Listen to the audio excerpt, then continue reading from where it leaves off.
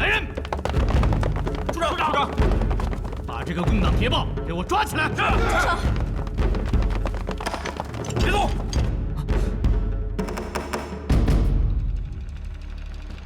你们要干什么？要造反吗？我看你们谁敢动！反了！彭开兄，快叫卫队进来抓捕共党谍报！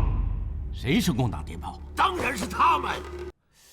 哎呀，大哥，这俩人可不好惹。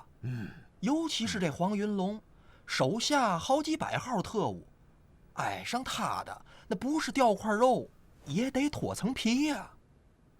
这样啊，你和老六约上河西警察局的冯局长，暗地里打听打听，问问这到底是怎么回事儿。再问问这叶洪开的卫队长跟天燕楼是嘛关系？大哥您放心，这事儿交给我们了。走。好。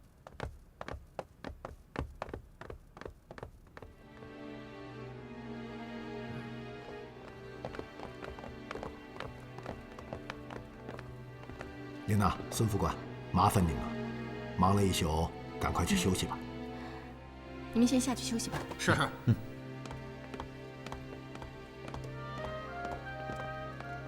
云队长，对不起。这件事似乎不应该你来道歉了。我现在终于明白了，冯文朗和黄云龙是要置你于死地，他们不达目的是绝对不会罢休的。是的，很高兴你能够认识到这一点。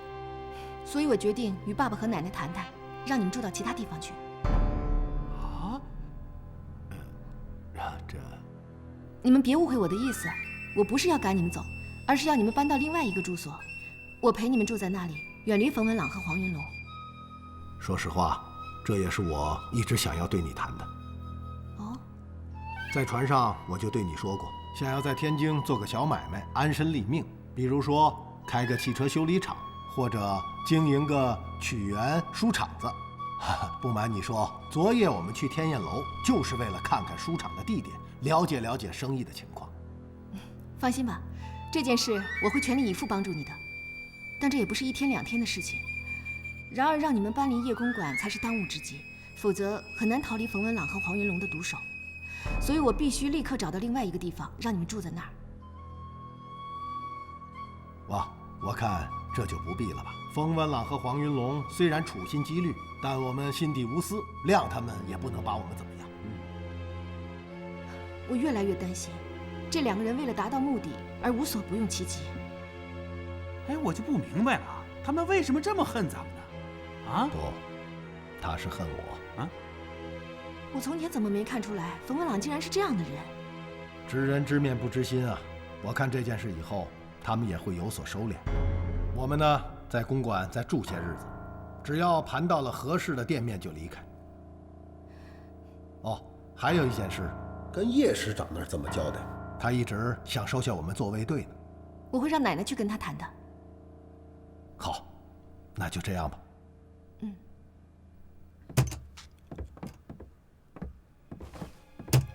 老侯爷，叶琳娜担心你的安全，要让我们搬到别的地方去，这样盗取城防工事图可就更加困难了。我就是怕这个，才跟他说要再住一段，直到盘下店名。高杰，盗图纸的事情要抓紧，首先要搞清楚警报器的电路是哪一条。据我观察，孙副官是负责整个公馆保安的，他应该知道警报器的线路。孙副官很佩服你，跟我们的关系也很好，想问出究竟也并不困难。哎，难的是怎么能够不动声色，既找到了警报器的那个线路，又能够不被他察觉。你这个问题不会是反问我的吧？你足智多谋嘛，出个主意。总之，意料之外，情理之中，啊？意料之外，情理之中。你这不跟没说一样吗？啊，你就说说。我能给你的提示也就这么多了。哦，都让我完成了，怎么叫交给你的任务？行了，我睡觉了，你呀，慢慢想。不是，哎呦，这意料之外，情理之中。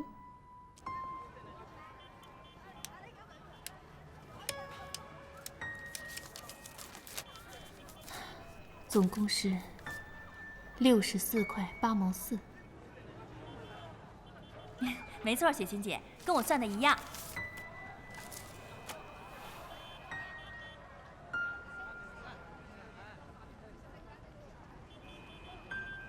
哎，雪琴姐，我发现你不知什么时候添了个毛病。什么毛病？没事儿就爱往大门口看，从前可没这一号啊。你这个丫头，成天没个正经。我知道你在看什么。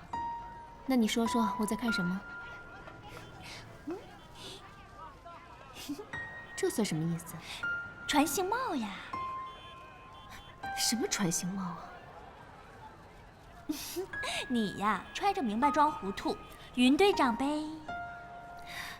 呀，小声点，傻丫头，别让你常福叔听到。嗨，常福叔又不在，怕什么呀？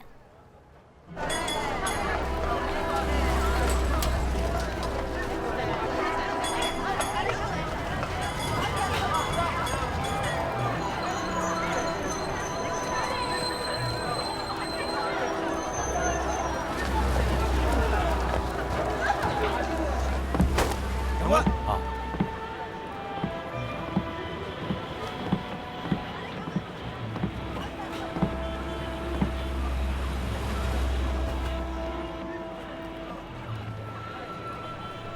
眼下形势很紧，军统、中统、侦缉处到处抓人。蔡书记不方便露面，由我来与你接头。上次你托蔡书记打听的事已经有眉目了。什么事？在金刚桥附近找一家与袁文才和三合会有矛盾的曲园或书场子。对，找到了。找到了。金刚桥南马路口有一座书场子，生意很好，老板是夫妇2人。女的是天津最有名的古书艺人，男的原来是个少爷，后来把家产败光了，只剩下这么一座洋楼。因为他酷爱曲艺，就把洋楼改成了书场子，叫天燕楼。你怎么知道？我昨天还去了那里。距守卫金刚桥的敌人据点只有200多米，位置绝佳。一旦总攻开始，从那里发动突击，能达到进攻的最突然性。什么叫最突然性？由于攻击距离过短，敌人没有时间进行有效抵抗的准备，这可以令我们以最小的代价、最短的时间攻下据点，配合大部队攻占金刚桥。哦，是这样。听蔡书记说，你不仅是侦察员，还是东北野战军的战斗英雄。怎么，不像吗？真想能和你们驰骋在战场上，经历枪林弹雨、生死一线的场面。你一个女孩子怎么会喜欢枪林弹雨啊？别忘了，我是记者。哦，是这样。部队里也有战地记者，但都是男的。几年前，我曾跟组织上申请过，派我去前线，但蔡书记不同意。他说，这里才是我的战场。你们做地下工作的，虽然没有枪林弹雨，却时刻与死神擦肩而过，与我们同样危险。说着正经事儿，把话扯到别的地方去了。你继续说。天野楼是个2层楼的书场，很讲究。后进有个4合院，应该是普通艺人和杂工们住的，便于小分队队员和武器的隐蔽。而且我观察到了，书场内有魔术和戏法表演，因此内部肯定有些机关暗道的设置，这对于我们的行动隐蔽性会更加有利。你能找到天野楼，已经让我很吃惊了，竟然观察得这么仔细。总以为你当兵的都是大老粗。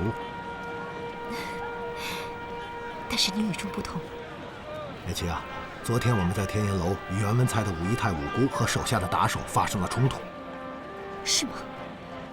自从昨天在警察局分手以后，云队长就再也没露过面，也不知道他怎么样了。哎呀，他能怎么样啊？他和五姑不是横吗？那些警察不是凶吗？最后怎么样？还不都栽在人家云队长手里？哎，雪琴姐，你说这云队长还真不是凡人啊！到警局的那位漂亮小姐说是什么师长的女儿，你想想，大官的女儿为了他，竟然大清早的起来跑到警察局捞人，这得什么交情啊？还有你看看警察局，从局长到警察那副孙子样，连大气儿都不敢出。还有那个混蛋警察胡班长，更是给撤了职，那叫一痛快。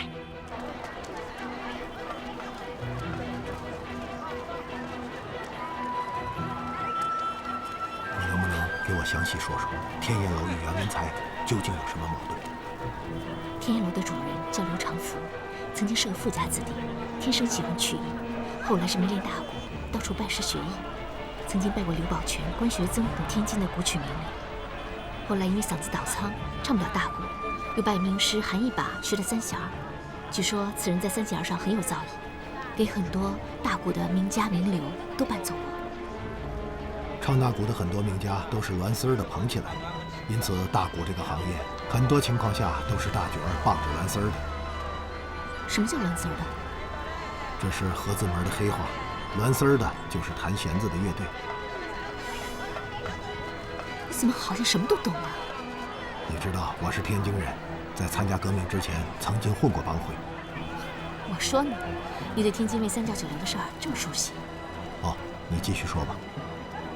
后来刘长福又拜师学了相声，这一来二去，家底儿也造得差不多了。大约10年前，他盘下南马路的一家小公馆，改造成了现在的天燕楼，又请了京韵大鼓名家顾淑芬的徒弟梅雪琴来占场子，自己给他弹三弦伴奏。没想到不出3年，这梅雪琴还真被他捧出来了。后来2个人结了婚，共同经营这座天燕楼。我已经想到了，那他们和三合会又是怎么回事？据知情人透露，大约半年前，三合会会长、青帮流氓的大头子袁文才到天燕楼去听书，看上了梅雪琴的姿色，想要收她做姨太太。可是梅雪琴已经嫁人了，所以这件事情不能明目张胆地做。于是他就命人出高价，想买下天燕楼，其实就是为了这个梅雪琴。无耻！谁说不是？这个袁文才勾结国民党要员、特务警察，在河西区、租界区形成了一个势力圈子，把控着附近所有娱乐行业和黑道生意。此人骄奢淫逸、穷凶极恶、霸道之极，只要是他看上的东西，不管是人是物，还是地业房产，都会想尽办法搞到手。河西区和租界区的老百姓对三合会真是敢怒不敢言。我说呢，袁文才堂堂三合会会长、青帮大哥，为什么要对一个小小的书场花费这么大的力气？原来是为了女人。是的，半年之内，他曾几次派人与刘长福与梅雪琴接洽，想要买下天燕楼。刘长福惧怕三合会的势力，本想要答应，可没想到梅雪琴却是一个倔强的女人，断然地拒绝了袁文才的无理要求，由此激怒了袁文才，3天2头派人到书场闹事。明白了。昨天我遇到的就是派去捣乱砸场子的，目的就是为了要将天燕楼买下。我说那个五姑为什么口口声声要买下天燕楼，还写在打赌的文书里？是的。你提供的情报太好了，这正是我需要的。想好了怎么行动吗？我们同样需要天燕楼作为发动进攻的根据地。然而刚刚你说的很对，梅雪琴是个倔强的女人，她不把天燕楼卖给袁文才，当然也不会卖给我们。不光如此，还有三合会。我要拿下天燕楼的目的，不仅仅是作为突袭北马路口的根据地，还有最重要的一点，就是要借此与袁文才和三合会展开火并，彻底打垮他。是吗？你要与三合会火拼？是的。可这是为什么？三合会的势力庞大，盘根错节，很难对付的。打不是目的，打是为了和，和是为了接近袁文才的把兄弟段志宏，盗取天津市的兵力部署图。可是这样做风险太大了。经过缜密的分析，我们认为这是唯一可行的办法。好吧，我相信你的判断。要我做什么？目前我们首先要盗出叶洪开手中的城防工事图，但始终困扰我们的是藏在保险柜内的警报铃。我已经命令高进尽快找出警报系统的线路，以便我们行动。你要利用与叶琳娜的关系，配合高进完成这个任务。明白了。叶琳娜很喜欢你，她可是个很执着的人，你要想好怎么应付啊。这种事情又不像打仗侦察，真不知该怎么应付。你喜欢他吗？什么意思？如果你喜欢他，就应该告诉他吧。这种话怎么说得出口啊？而且我在执行任务，弄出个人感情也不太合适吧？看起来你喜欢他。啊，喜欢有什么用？总是没有结果。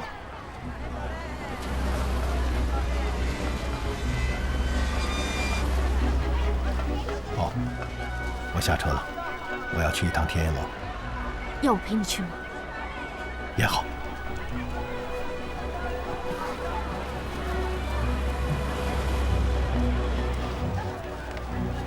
这位。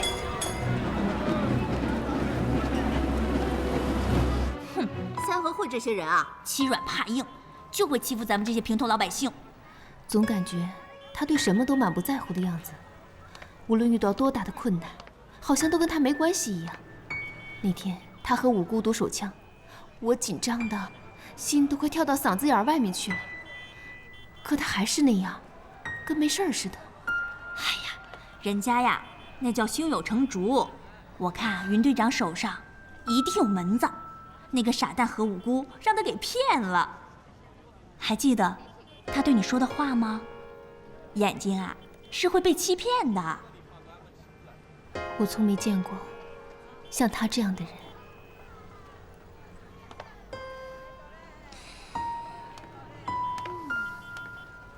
哎，我说雪琴姐，你不是看上云队长了？常副书要是知道，可要气死了。你这死孩子，谁看上他了？有人吗？是他。哎，谁呀？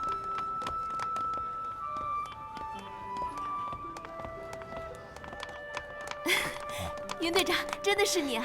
啊，是我。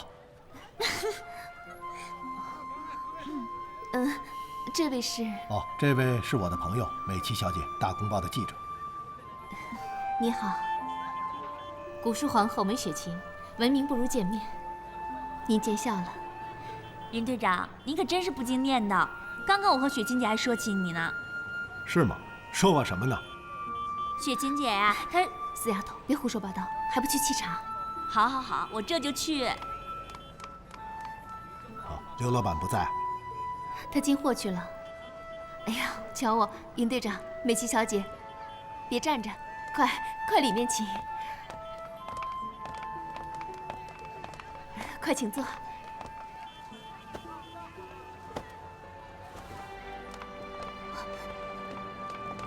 云叔叔，云叔叔，点心，快吃点心。啊，谢谢。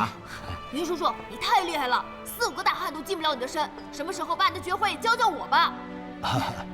小宝，你也了不起呀！啊，小小的年纪，身手就这样了得。叔叔在你这个岁数的时候，还流鼻涕呢。哎，云队长，您读手枪的那手绝活，肯定是把枪里的子弹给卸又装上了，只是手太快，别人根本看不出来。不瞒您说，我一直站在边上，就想看看到底是什么门子，可就是看不清楚。您有时间也教教我呗，教教我啊！去，你一个底座学什么手彩呀？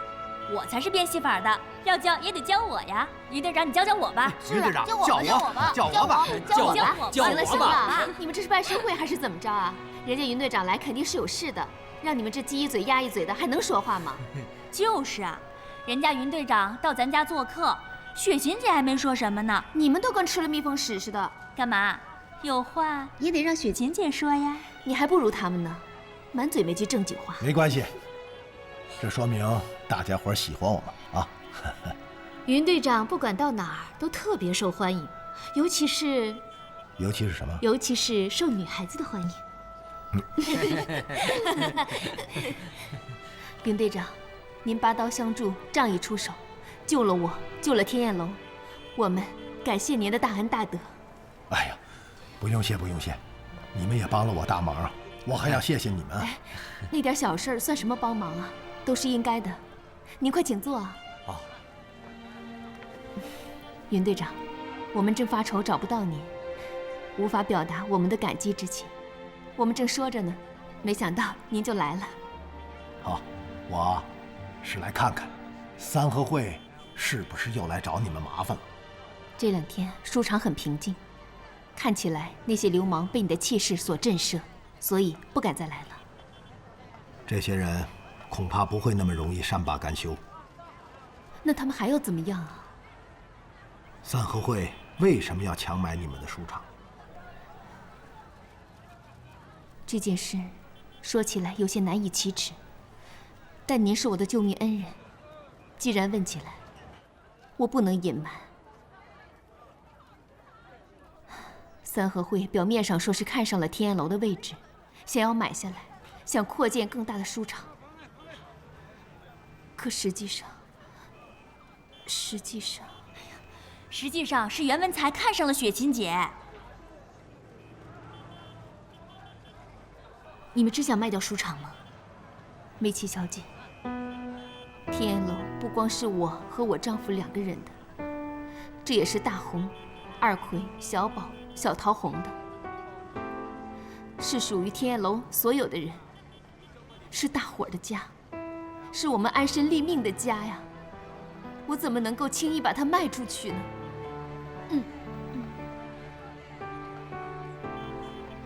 如果三合会袁文才不肯善罢甘休，再来找事，你们要怎么应付？我绝不会妥协，更不会把书场卖给这些流氓。对，不卖给他们怎么样？难道他们还敢杀人？对呀，大不了跟他们干。小宝说的对，跟他们干。对，他们要是再来找事儿，老娘来个大变活人，把他们都给变没了。你们不畏强暴，想要保卫自己的家，非常值得敬佩。但你们一定要做好最坏的打算。最坏的打算？像袁文才这样的黑帮把头，不达目的是绝不会罢休的。前2天他们在天燕楼栽了个大跟头，你们想想，他会咽下这口气吗？那他们还想怎么样？这些人的手段我了解，血腥残忍，绝不像你们想象，只是砸砸场子、闹闹事儿那么简单。哼，我就不相信他们还真敢杀人。这是完全有可能的。还记得那天晚上何五姑那副杀气腾腾的样子吗？云队长，三合会虽然凶狠霸道，恐怕还不至于为了一个书场杀人放火吧？多少年了，我们在这1亩3分地上讨生活，也从没遇到过这种事情啊。那是因为出了这种事情，也不会让你知道。因此，如果你们想保住自己的家园，保住天燕楼不落入三合会手中，就必须要做好准备，全力以赴与三合会进行斗争。我们就这么几个人，怎么斗啊？那天夜里，我们也只有这几个人，还不是把他们斗败了？那是因为有你，要是没有你，天燕楼早就被砸成破烂市了。云叔叔，如果你能帮助我们，那我们就谁都不怕了。有云队长帮忙，三合会就算再凶，咱也不怕他。对，不怕他。今天我来就是想告诉你们，只要需要，我随时可以帮助你们。谢谢你，云队长。上次已经太麻烦你们了，我也不能再要求你什么。刚才孩子们说的都是些不着边际的气话。您看看我们这里，老的老，小的小，不是妇女就是儿童，怎么能斗得过三合会啊？再者，我们是书场子，是要做生意的，不能天天打打杀杀呀。我谢谢您的好意，这件事交给我们自己会解决。哦，怎么解决？昨天，我请律师向警察局递交了一份文书，把整个事情的前因后果讲述了一遍，并说明三合会经常骚扰我们，要求警察局给予保护。你相信警察局？警察也有好有坏啊。那天夜里，那个姓胡的班长是个出名的坏种，可昨天接待我们的夏警官就非常和气，并且答应了我们的要求，只要三合会来书场闹事，就随时派警察提供保护。你太天真了，云队长。那您的意思是？雷老板，现在国民党政府已经是烂到根子了，不仅仅是警察与黑帮沆瀣一气，而是整个警察局都充当了黑帮的爪牙。就拿袁文才和三合会来说，如果没有警察局和国民党特务的保护，他们怎么能够如此嚣张？道理我都明白，可眼下只能相信他们。好在警察局已经答应，随时为我们提供保护。一切用事实说话吧。哦，这个是我现在的电话号码，如果需要，打电话找我。谢谢你，云队长，您永远是我们的朋友。我们天烟楼随时欢迎您。我已经让二奎订好了邓英楼，中午我陪您喝2杯吧。好，谢谢你。但是我们还有事，现在就得告辞了。现在就要走啊？哎呀，云队长，好不容易来了，吃完饭再走嘛，到哪儿也得吃饭呢。对啊，云叔叔，吃个饭再走吧。吃饭吧。真的有事，我们告辞了。好了，不用客气，以后啊，咱们吃饭的机会多的是啊。那好吧，我送送你们。好，小宝，咱们去送送。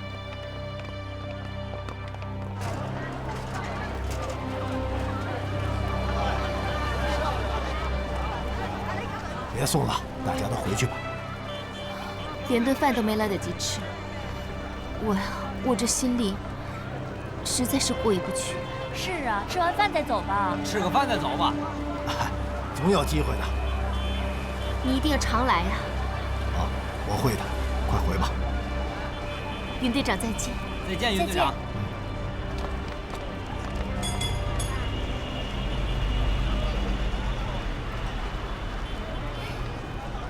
雪琴姐，咱们回去吧，别再看啦。你个死丫头！走吧。走，回去。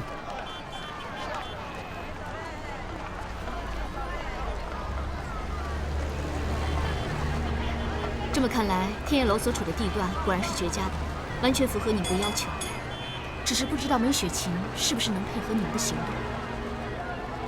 梅雪琴把天焰楼看得比命根子还重，恐怕很难配合我们。其实，这并不是我担心的问题。哦，我虽然并不了解梅雪琴的为人，但通过这次事情，我能够清晰地感到，要她配合我们行动是不成问题的。你这么自信？我倒觉得梅雪琴似乎很欣赏你。应该说感激比较准确，所以我说有办法让她配合我们。那你还在担心什么？我担心的是，她根本无法保护自己的家。三合会？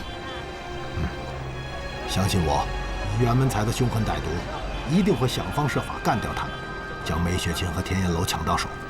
我担心这座书场根本等不到总攻的炮声响起，就会落入三合会手中。你是说，他们会杀人？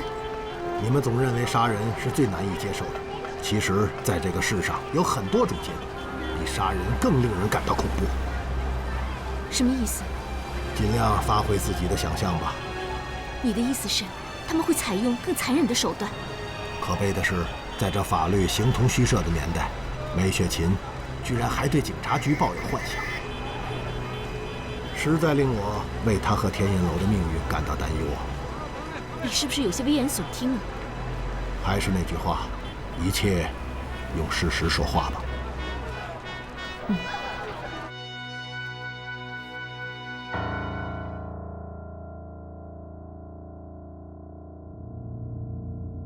师座，总参谋部今日发来电文。念。目前敌之主力尚无向平津运动之迹象，只有小股部队流窜于北大房和咸水沽之间。我金汤防守固若金汤。完了。是。总参谋部这些人天天念喜歌，什么固若金汤，就知道吹牛皮说大话。去吧。是。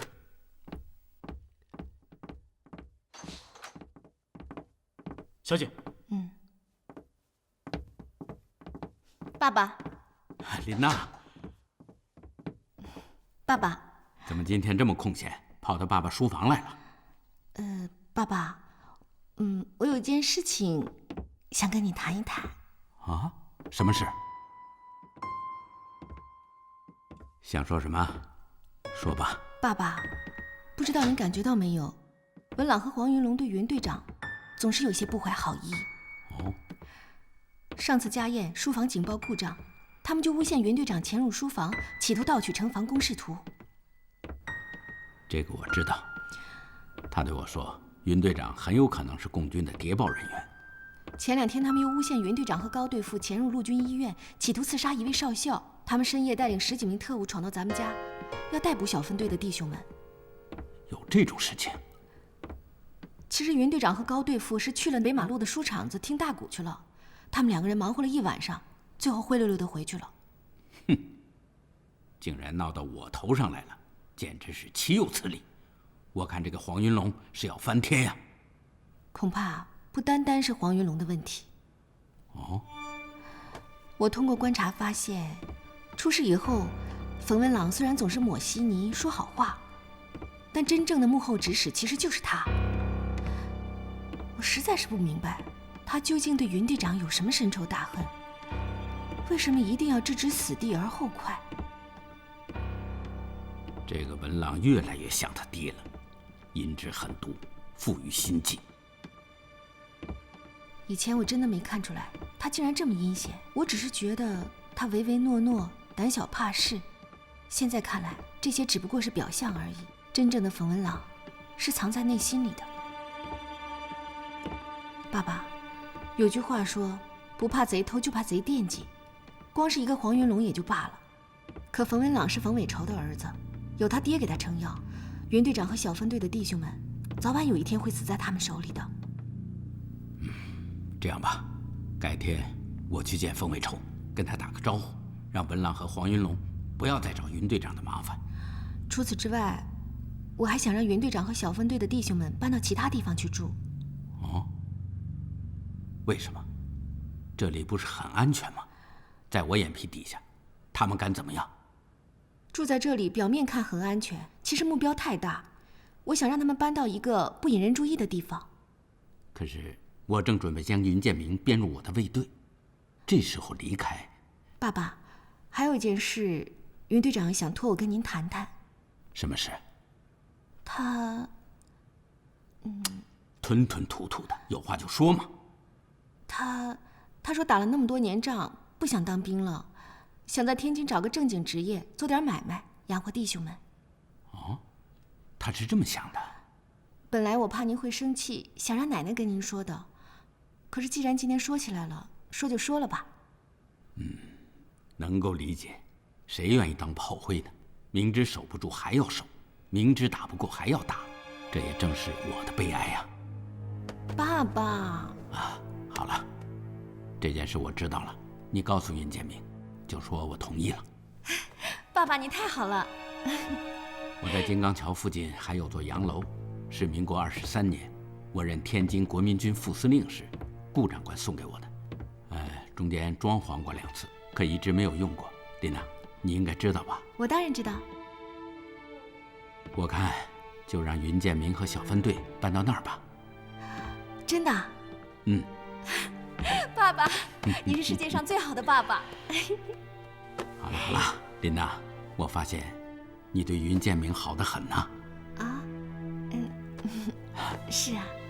琳娜，不管文朗有什么不对的地方，但他好歹是你的未婚夫，又对你言听计从，你可不要做出什么对不起他的事情啊。爸爸，我还想跟您说说我和文朗的事情。你和文朗怎么了？我要说出来，您可不许生气啊。你说吧。我不想和冯文朗成婚。啊？你说什么？我不想和冯文朗结婚，我根本就不爱他，我跟他在一起不会有幸福的。混账话！婚姻大事怎么能够如此而起？爸爸，您听我说，这次东北之行，我和文朗的距离越来越大，无论是从思想还是行为，几乎都是格格不入。他这个人自私虚伪，多疑阴险，这是我在之前的相处中从来没有体会到的。可是，一旦遇到危险，却全都暴露出来了。如果说从前对冯文朗还有一丝好感，现在就只剩下鄙视。如果硬要把我们拉在一起，那只会变成悲剧。你不要再说了。这段婚姻是我与冯伯伯早就定下的，不能更改。不管你爱冯文朗也好，不爱也罢，婚姻就是婚姻，绝不能变。爸爸，我求您为我想一想。你难道愿意女儿嫁给一个自己不爱的人，嫁给一个伪君子？你难道忍心让自己的女儿痛苦一辈子吗？你简直是强词夺理！我知道你是爱上了那个云建明，才要和文朗取消婚约。没错，我是喜欢云建明。他勇敢坚强，沉着镇定，在关键时刻，是他保护了我和奶奶，是他救了我们的命。我跟他在一起，我觉得从没有过的信任，从没有过的亲近。云建明救了你的命，这是不假，我也很感激他。可是你们两个是不可能有结果的。他不过是一个小小的少校，而你是将军的女儿。将军的女儿有什么了不起？如果没有这个小小的少校，将军的女儿早就死在辽西走廊了。混账！你难道不懂吗？你的婚姻不仅仅属于你自己，它属于党国，属于军队。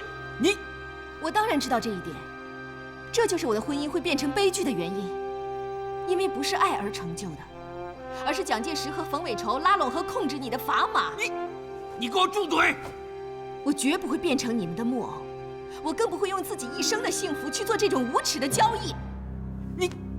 爸爸，你好好睁开眼睛看看吧。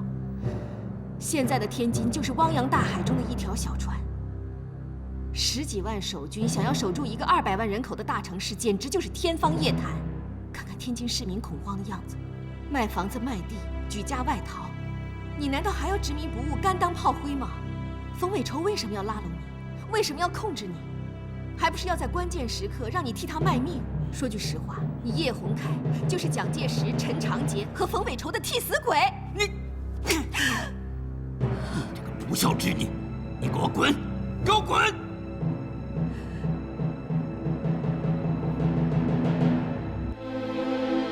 爸爸，你打我！你打我！你散布反战言论，动摇军心，我不但要打你，我还要枪毙你！我枪毙你！混账！混账！真是混账！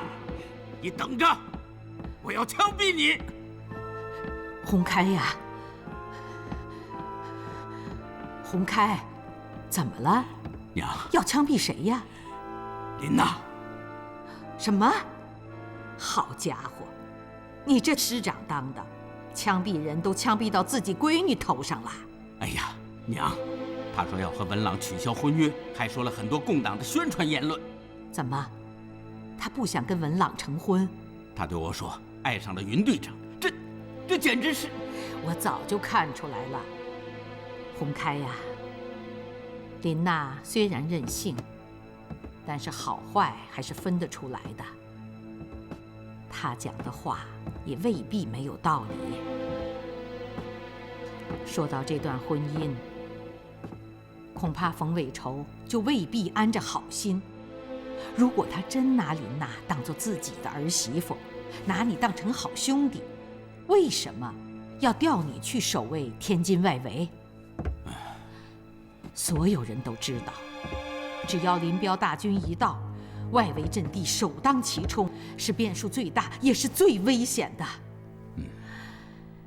从这点不难看出，结婚也不过是一步棋，是一步稳住你，让你替他们卖命的棋。娘，您就别说了，您以为我就不明白吗？再说说文朗吧，本来我很喜欢这孩子，觉得他温文尔雅，有礼貌，懂规矩。可共同经历了危险患难之后，对他的印象却是大有改变。这孩子与他父亲几乎是如出一辙，恩将仇报，阴险狡诈，阳奉阴违。娘，您对冯文朗的评价与林娜几乎完全相同。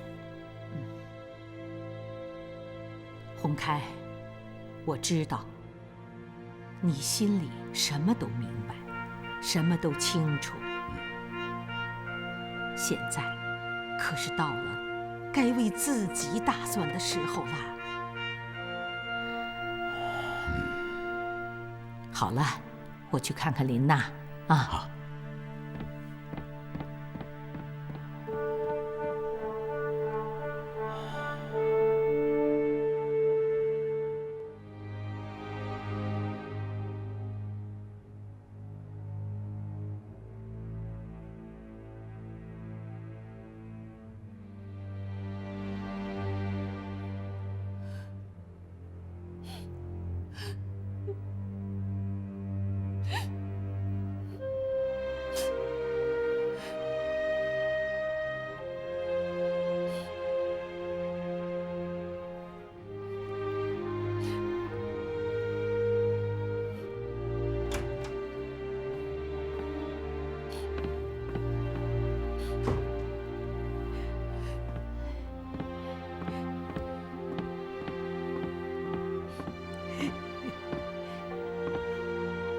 那行了行了，别哭了。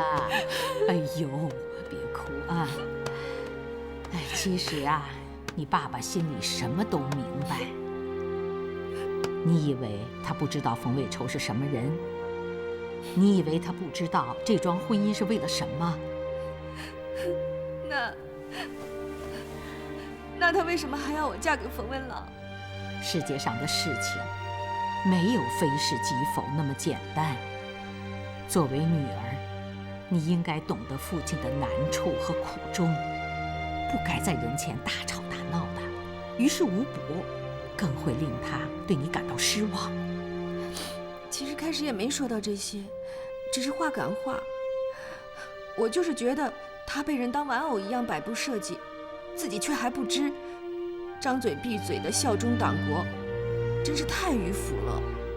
我知道，开始一定是为了云建明，对不对？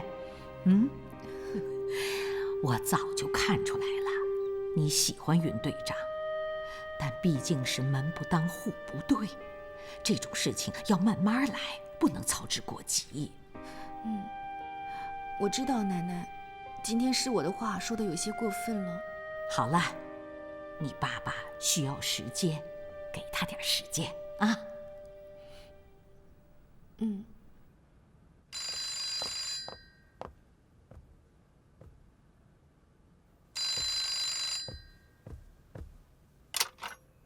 喂。哦，找孙副官。哦。孙副官。孙副官。喂，他不在这儿。什么？小配电房。哦，好，你等等，我去看看。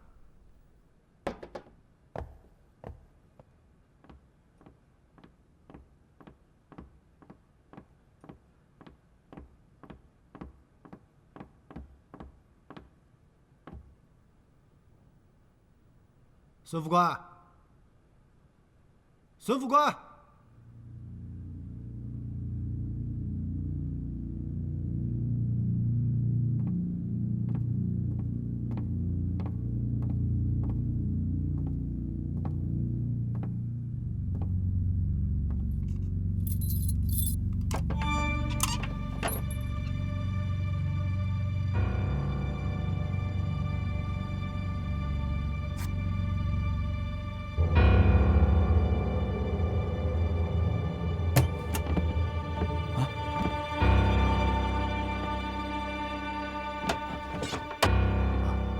孙副官，孙副官，是云队长，你怎么知道我在这儿？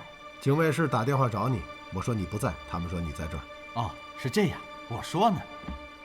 你这一个人躲在小屋子里，神神秘秘的干什么？嗨，我能干什么？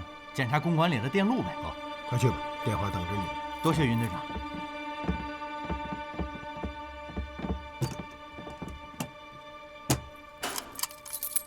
云队长，请。啊，兄弟啊，咱们在辽西走廊出生入死、枪林弹雨的滚了几十天，这回到了天津，一直也没时间聚聚。谁说不是啊？云队长，看看什么时候有空，兄弟做东，咱们喝几杯。哎，兄弟啊，哪能让你请客呢？我昨天啊还在跟高进说，这2天约上你，找个书场听听书，喝口酒，弟兄们好好聊聊。好，请。那就太好了，兄弟求之不得啊！说句实话，我对老兄佩服的真是五体投地啊！不敢不敢，都是自己兄弟，这话就见外了啊！快接电话吧。啊，那咱们就说好了。啊，一言为定。好。喂，啊，是我。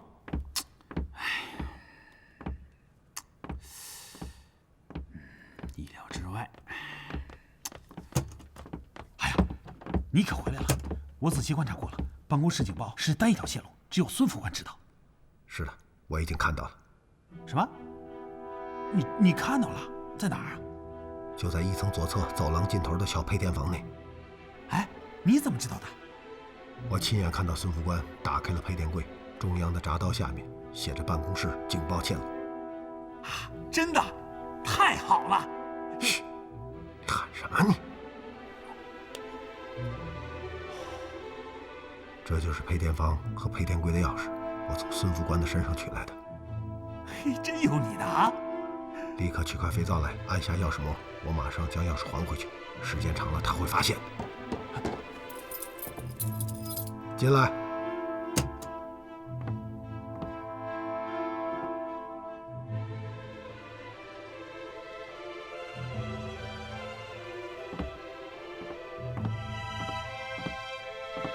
琳娜，怎么了？我有几句话想跟你说。哦，那我出去转转，你们聊啊，我就在门口，有事叫我啊。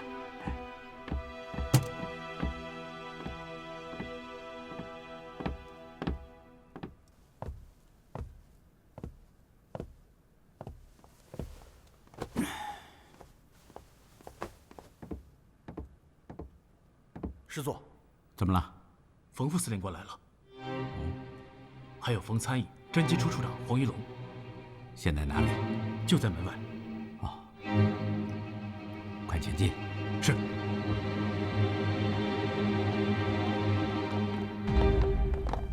请。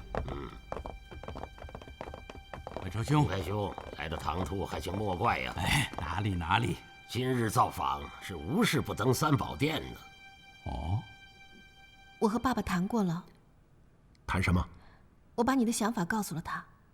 他怎么说？他说能理解，也同意你离开军队。哦，这就好。爸爸在金刚桥附近有一座洋楼，过几天你们就搬到那儿去住。我们恐怕还得收拾收拾。我知道，那座洋楼很长时间没人住了，也需要收拾收拾，不是1天2天的事情。那就好，只是给你添麻烦了。还有别的事儿吗？我和爸爸吵了起来，他打了我。什么？师座打了你？自从妈妈去世以后，他从来没打过我。叶师长并不是一个不讲道理的人。你倒是他的知己。我能问问为什么吗？我告诉他，我要和冯文朗退婚，我真正爱的人是你。你是这样说的？你好像很吃惊。应该说震惊才对。可这些话我早就对你说过。可我没有想到，你竟然会对你父亲说，难怪他会打你。你真是不知好歹！我是为了你好，你还这样说。琳娜，上次我就和你讲过，我只是个当兵的，怎么能配得上你这个将军的女儿？而且在这乱世当中，人命如草，天津是肯定守不住的。你们有权有势的坐飞机跑了，我们这些人的命运会怎么样？说不定什么时候一颗炮弹过来就被炸上天了。不许胡说！不是我胡说，当官的最讲究门当户对。你爹怎么可能把女儿嫁给我这样一个大头兵呢？我才不管！从现在开始，你走到哪儿，我就跟你到哪儿。可什么？反正我今天已经和爸爸翻了脸，我坚决不会嫁给冯文朗。蒋介石、冯伟筹硬要撮合我们2个在一起，你以为是安了什么好心啊？就是为了让爸爸甘心为他们当替死鬼。真想不到叶师长这么大的人物，也会遇到这种事情。可笑爸爸张口党国，闭口效忠，明知道出卖自己的女儿仍然逃脱不了当炮灰的命运，却还是不敢起来反抗，简直是迂腐至极。琳娜，其实叶师长早该替自己想条后路了。谁说不是啊？我和奶奶劝了他好几次了，可他还是无动于衷。好了，不说他了，反正我是跟定你了，你想甩也甩不掉。琳娜，你听我说。进来。孙副官，怎么了？云队长，师座请你立刻到客厅去。我马上去。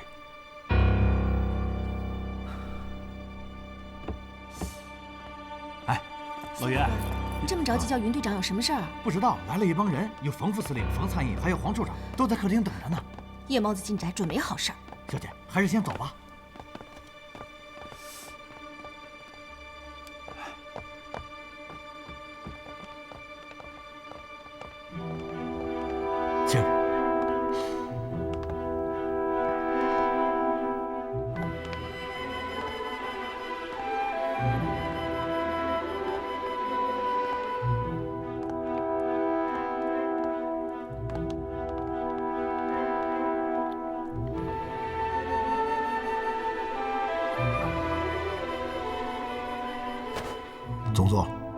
师座。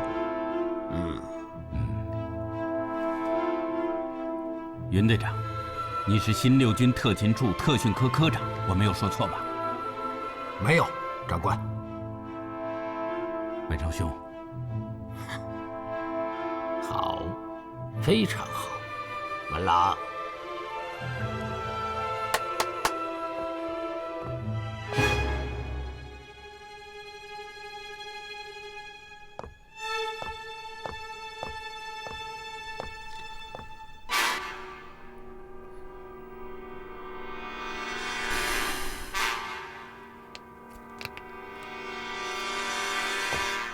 长官，叶叔叔，诸位，据我所知，这位才是真正的第6军特勤处特训科科长云建明少校。哦，为什么？你凭什么这么肯定？这样的把戏不是第一次，甚至不是第2次了吧？琳娜，你被站在你身边的那个共党谍报迷惑了。今天我们有足够的人证物证，有确凿的证据，能够揭穿他的身份。这样的话，我也不止听了1次，甚至也不止第2次了。每次都是信誓旦旦、诅咒发誓，可每次都是灰溜溜的收场。我真不明白你是哪来的信心啊！琳娜，你少说2句。云队长，你有什么要说的？有琳娜小姐的话说，这样的事情，卑职经历了不止1次，甚至不是2次、3次，卑职已无话可说，只能告诉师座，站在对面的这个所谓的云建明，其实是共军特务营营长燕双鹰。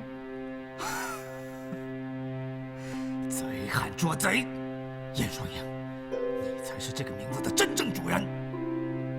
哼，色厉内荏，空言恫吓，这是对你最好的形容。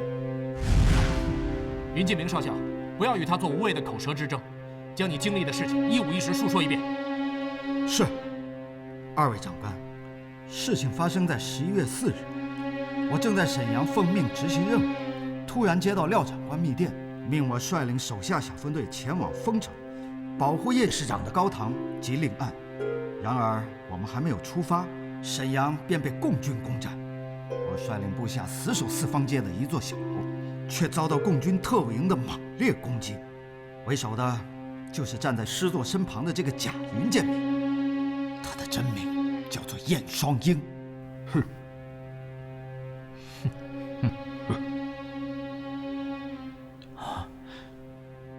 这样的谎话已经重复很多遍了，你们认为还有意义吗？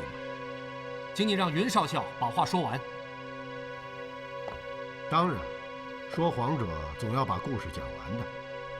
请吧，云少校。燕双鹰及其部下骁勇善战，将我的部下全部歼灭，最终卑职也落在他的手中。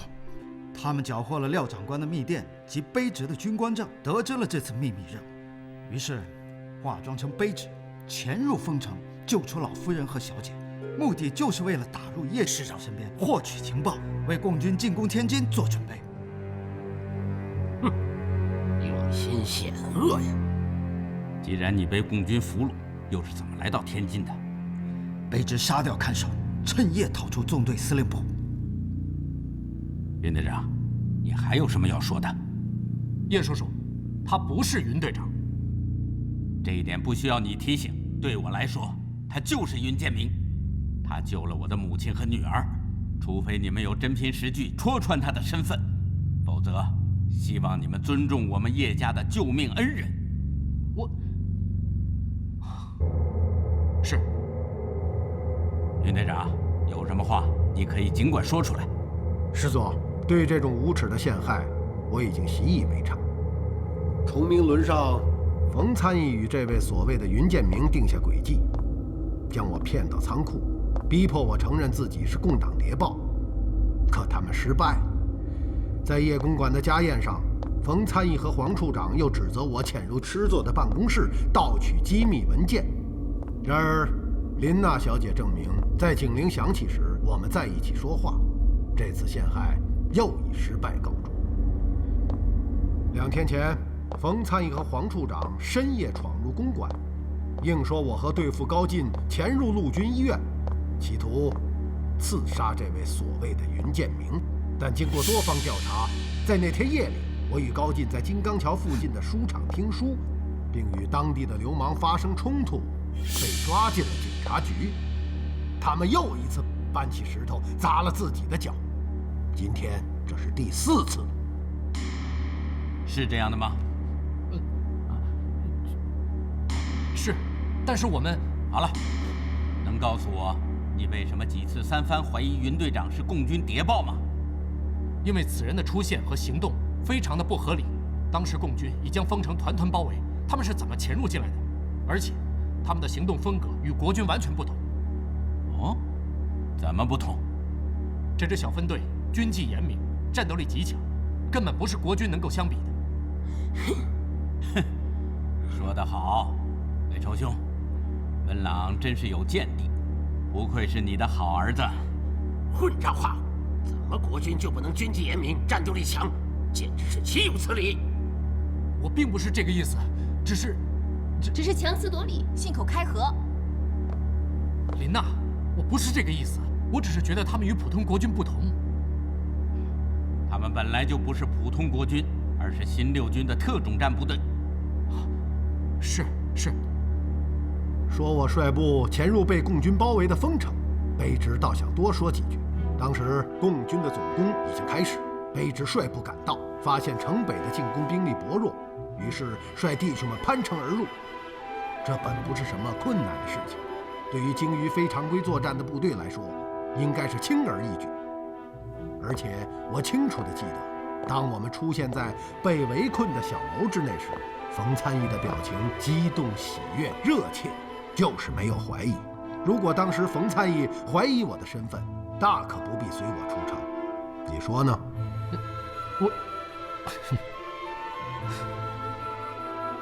冯参议的人品真是出众啊，不择手段地陷害自己的救命恩人，哼，真是大义灭亲，恩将仇报。而且我还想问一问冯参议，是丰城的形势严峻，还是崇明轮上的形势严峻？作为国军的少将参议，西点军校毕业生，至少在这一点上，应该能够做出准确的判断吧？当然是轮船上。我凭着一个人的能力，我是照样救出了你们全歼劫船的日本鬼子，救了52军1000多名国军，救了全船的所有人。那个时候，冯参议没有觉得有什么不合理吗？没有。那为什么在丰城救了你们，你会觉得不合理呢？不，别有用心才是真正的原因吧。如果我是共党谍报，日本鬼子劫船的时候，我完全可以放弃你们不顾，夺走救生艇，离开轮船，这样你们一定会死无葬身之地。我说的对吗？我为什么要救你？为什么要救船上的1000多名国军兄弟？这是共党谍报干的事情。对，这些都是我们亲眼所见。云队长绝不会是共党谍报。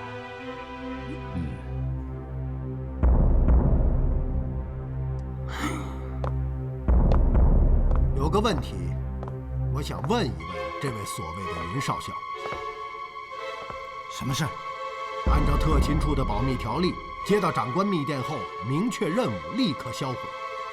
你为什么留着密电，让共军缴获呢？当时战斗激烈，我没有时间销毁密电。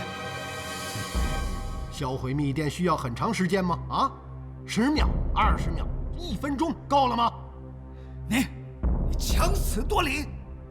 哼，你是满口胡言。说什么共军缴获了你的密电，简直是一派胡言。我在沈阳截获廖长官密电后，第一时间便将密电销毁。你说自己杀死守卫，逃出共军的纵队司令部，谁能证明？众所周知，共军的司令部守卫极其严密，你怎么能够轻易逃出来？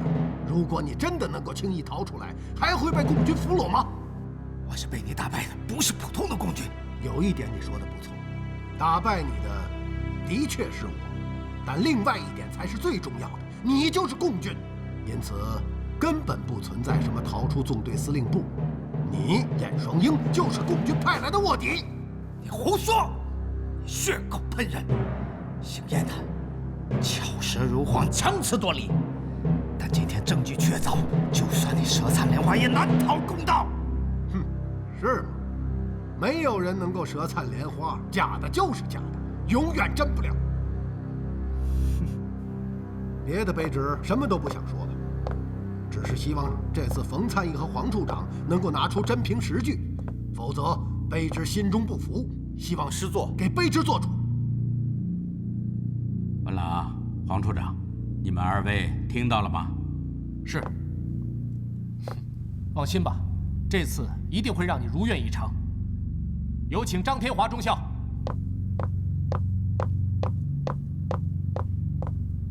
长官。张副处长，自我介绍一下吧。是。总座、师座，卑职张天华，曾任新六军特勤处军需官。新六军番号取消后，进入57军，现任天津警备区稽查处副处长。还有一点，张副处长没有说出来，他是云建明的老朋友，二人在特勤处共事多年，是莫逆之交，因此他可以证明谁才是真正的云建明。好极了，张副处长，你说说这两位谁才是真的云建明啊？是，长官。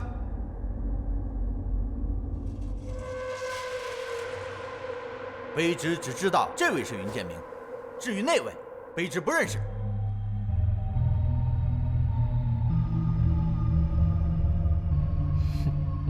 你证明他是云建明，可谁能证明你的身份呢？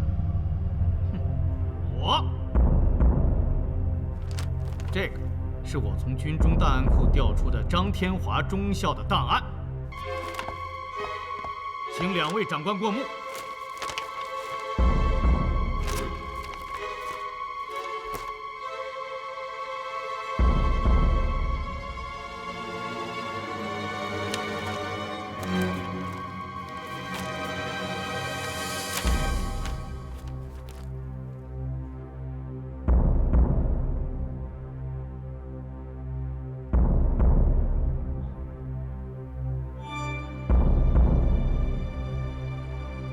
师座，这份档案不会有假吧？这是机要处封存，盖着机要处的公章，不会有假。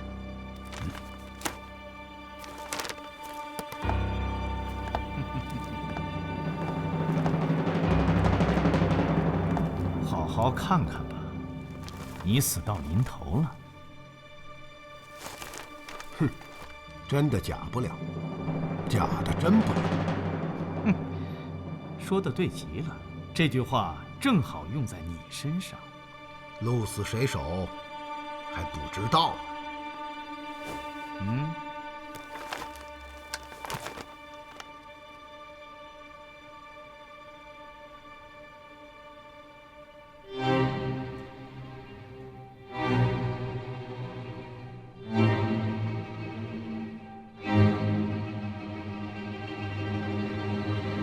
怎么样，看清楚了吗？这位张天华中校曾任新六军特勤处军需官，既是云建明少校的同事，也是他的好朋友。而你，则是个冒牌货，是共产党派来的谍报员。来人！处长，把这个共党谍报给我抓起来！住手！别动！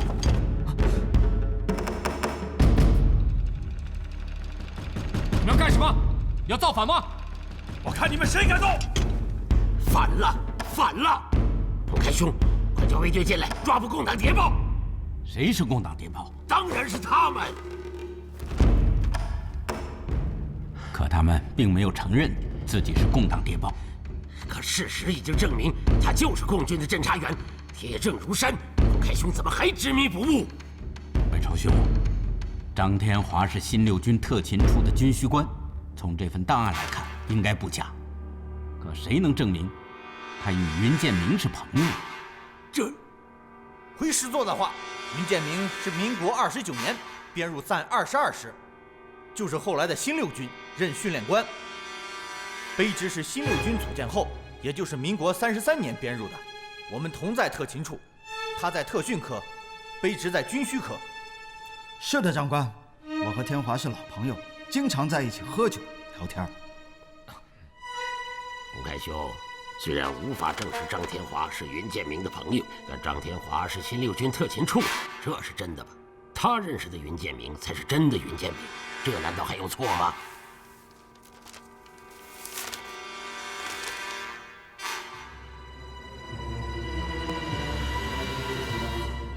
怎么样？还有什么可说的？你就是把脑袋扎进档案里面，也找不出可以救你命的东西了。这次你完了。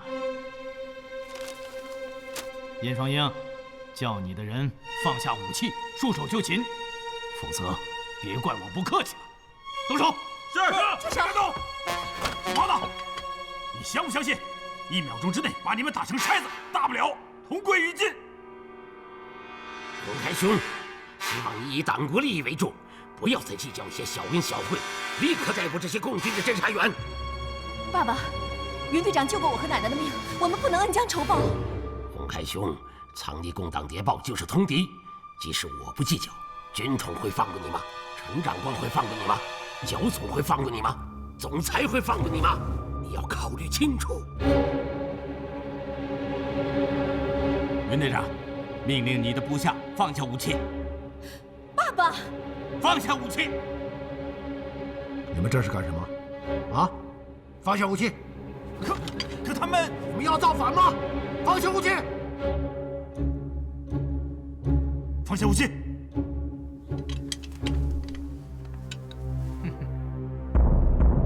抓起来！是。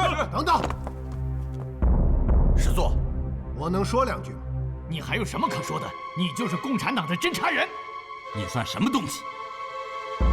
一个小小的侦缉处长也敢在这里指手画脚，给我闭上你的臭嘴，否则立刻枪毙你！师座息怒，师座息怒。你说吧。师座，我说这个张天华，我怎么一点印象也没有？我真的很佩服冯参议和黄处长，连机要处的档案都敢伪造。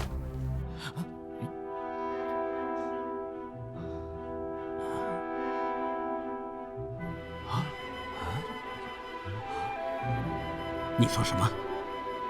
凭空捏造一个张天华出来陷害卑职，而且竟然动用了冯副司令官，这种栽赃陷害的手段实在令人发指。姓叶的，你胡说八道！这份档案是从机要处拿到的，千真万确，怎么可能有假？好，大家请看，这页档案的抬头写着民国12年记录的。民国12年就是1924年，当时书写档案全部使用黑色墨汁儿，而我手中的这些档案，则全部用毛笔蘸着蓝色的钢笔水写成的。啊，师座，请您过目。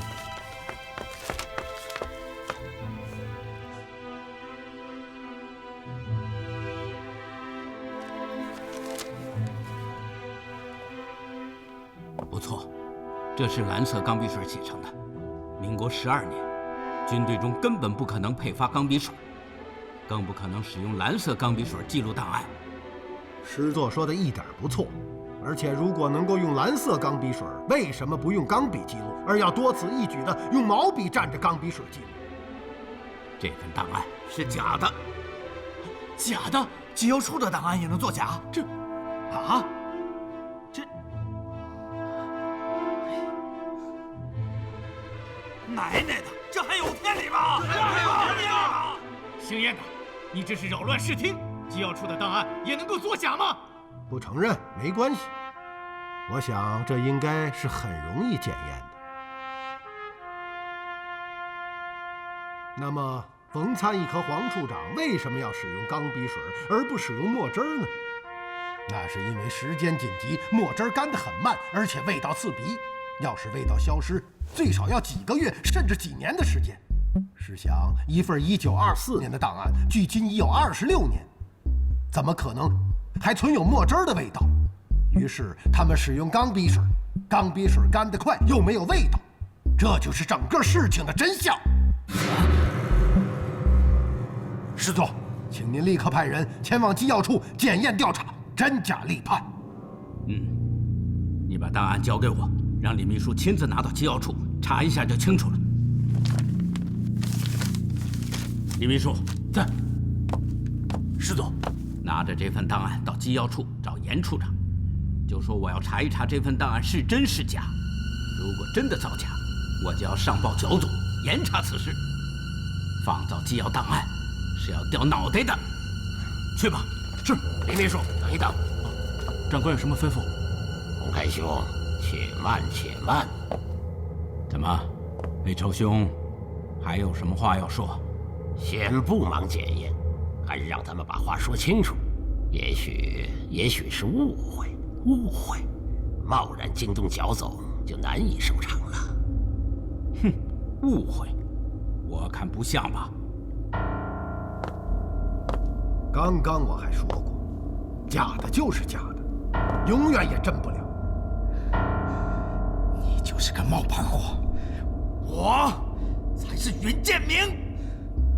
哼，真的需要用假冒的文件来证明吗？啊，你说，有什么能够证明你是云建明？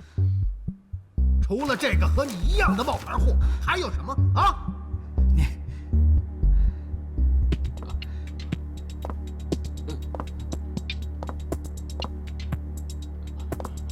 你是特勤处的军需官啊？你是吗？你是我的老朋友，经常和我一起聊天喝酒，我怎么不认识你？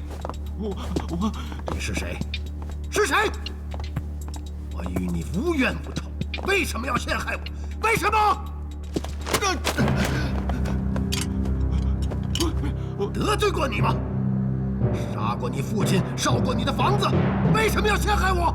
为什么？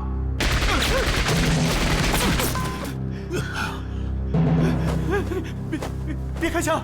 不是我要陷害你，是黄处长让我来的。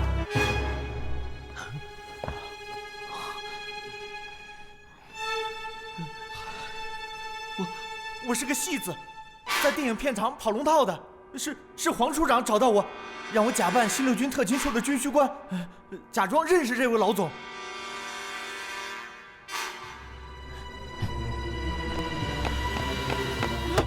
这个骗子！谁让你假扮军需官啊？明明是你自己对我说你认识云建明，曾经担任过新六军特勤处的军需官。你这个混蛋！是你！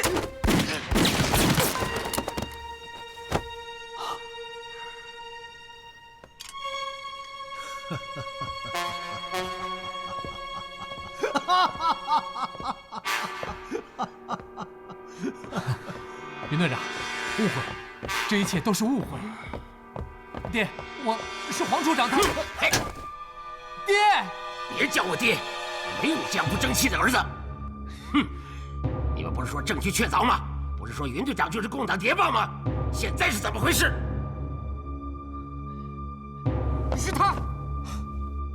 是他说云队长是共党谍报，自己才是真的云建明。他说什么你就相信吗？你是3岁的小孩子吗？来人，有！立刻逮捕这个居心叵测、挑拨离间的骗子，把他押回侦缉处严刑审讯。是。司令。还不动手？是。把这个骗子的尸体给我扔出去。是。今后再敢找云队长的麻烦，我饶不了你们。是。还不快滚！是。云队长，别往心里去啊！总座言重。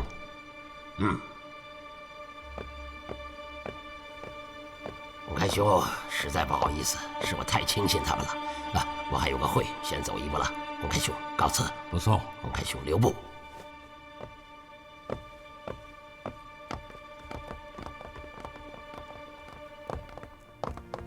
师座，谢谢你。